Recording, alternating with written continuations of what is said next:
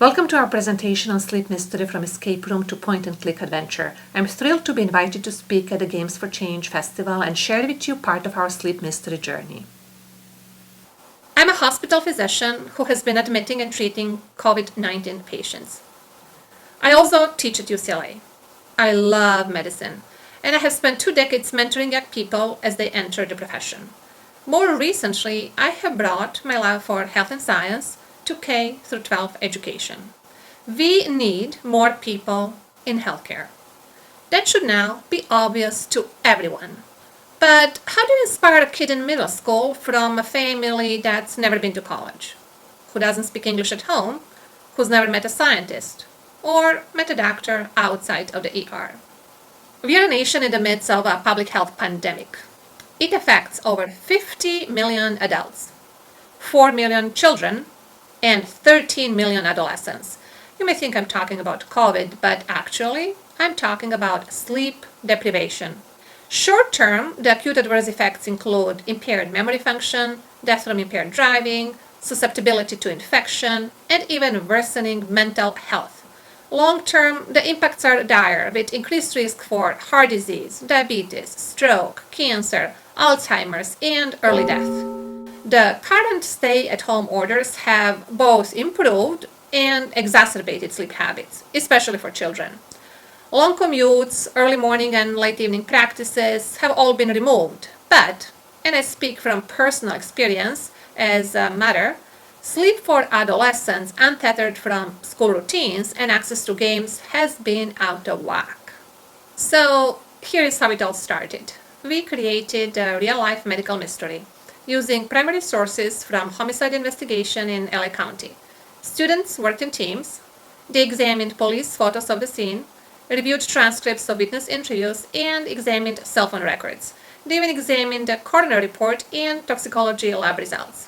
Teams competed to discover the identity of the victim, the cause of death, the manner of death, i.e., was it a homicide? If a homicide, who killed the victim? Knowing these answers was not enough. Teams had to summon evidence to back their claims, and they had to defend their answers. The game in this form could be called an escape room. Others might call it an alternate reality game. In this form, it required 4 instructors with domain expertise and about 2 hours. These constraints made it difficult to work in classroom with one teacher. So, we proposed, and the National Institutes of Health funded, developing a point-and-click adventure that would play on modest hardware, like schools' Chromebooks or laptops, and work with minimal teacher intervention. The escape room was a huge hit in the suburban public schools where we first piloted it. But would it work as well with children in an urban charter school or an urban public school? The NIH wanted evidence that this learning experience would connect with a diverse audience of learners. Its mission is to improve health of all Americans and to inspire young people from all backgrounds to enter health and science professions. What we built contained characters who looked like the community. Many were inspired by real people who live and work in LA County. We wanted players to see themselves doing these important, challenging, and rewarding jobs. We wanted them to discover a profession, to find the work fascinating, and to learn that they were good at it. The work was, as much as we could feasibly make it, authentic. The learning game is tightly bound to primary sources. We leveraged our domain expertise to ensure that it had high fidelity to actual EMS, emergency medical services, police, and forensic procedures. As important as these learning goals are, they will mean nothing if educational programs do not use them. Before we embarked on full-scale development, we needed to identify what schools and teachers needed and who would pay for it. The NIH has adopted a customer discovery program developed by Steve Blank at Berkeley and Stanford. Its primary purpose is to reduce the risk that the R&D time and money spent will not be for something nobody wants or needs. We were the first learning game program to participate at the NIH. It was intense. We interviewed over 150 stakeholders in 8 weeks, and we are still interviewing. We confirmed that sleep health was indeed important. But we learned that career exploration in the health sciences was an even greater unmet need. So, if you want to build your own learning game, and you want your game to demonstrate meaningful change, it needs to be fun, it needs to work, affect the change you desire, and most importantly, it needs to be adopted. Therefore, consider carefully, does your learning goal even belong in a game? Some tasks are not fun to begin with. Putting them into a game will not improve things.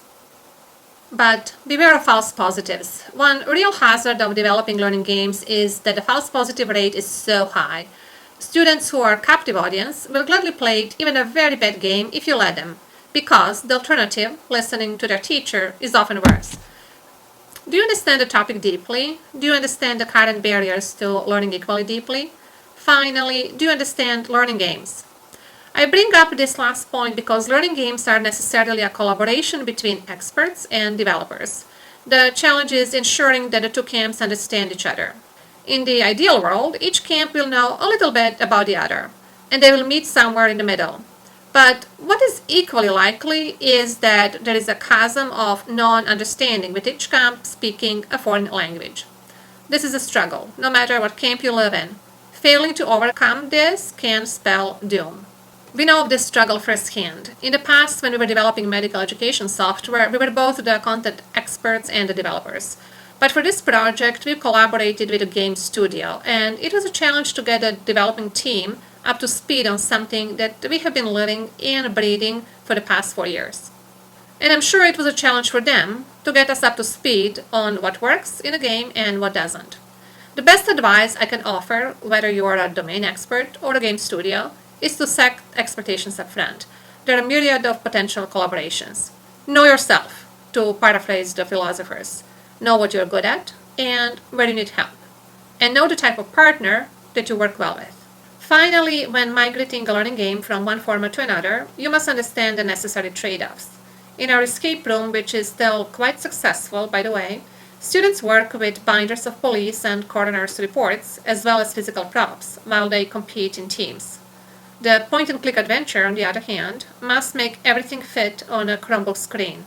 Communication must come through dialogue. Ask yourself, are you skilled at writing dialogue? It is very different than writing a research paper or delivering a talk. The player is now playing a specific character, and now it's important to form an emotional connection to that character. The pace of the game is altered. Each student has their own adventure, and may end in different ways depending upon choices made in the game. The benefits of the new game format are important. We can reach a much wider audience than with our escape rooms. We can ensure every player is confronted with choices, and we can measure their learning at an individual as opposed to a team level. But we also lose something too. An important facet of the escape room was communication and collaboration among team members. We can exercise communication skills in the game through dialogue, but collaboration is not as easy to demonstrate and has forced us to be creative with game mechanics. Yet, in the classroom, we observed something interesting. Despite the single-player format, students were still working in groups. Every row of the classroom had players in 2s and 3s. They were going through the levels together. Finally, the greater emphasis on career exploration is guiding our development of further chapters in the game.